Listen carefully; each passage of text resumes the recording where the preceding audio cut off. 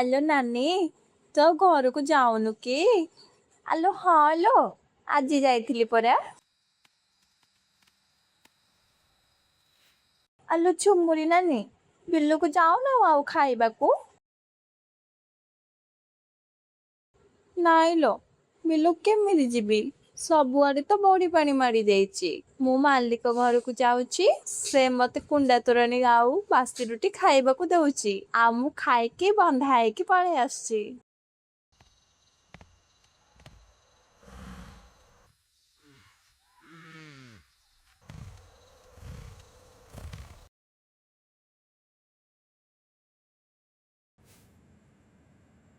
ହଇଲୋ ନାନୀ, ଷଣ୍ଢ ନନା ଆଇଲେଣି।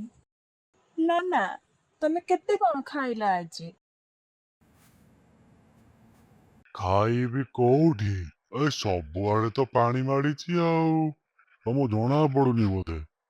ନନାଙ୍କର ପୁରା ମରୁଡି ପଡିଛି ଆଉ। ନା, ଆମ ମାଲିକ ଘର ଆସୁନ ଖାଇବାକୁ।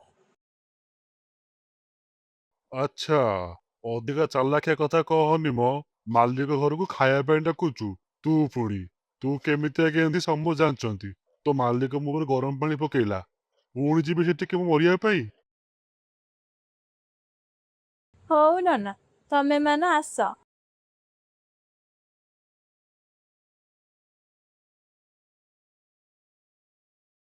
ସେଇ ଲାଗି ଆକୁ ଲୋକ ବାଡାନ୍ତି ଆଉ।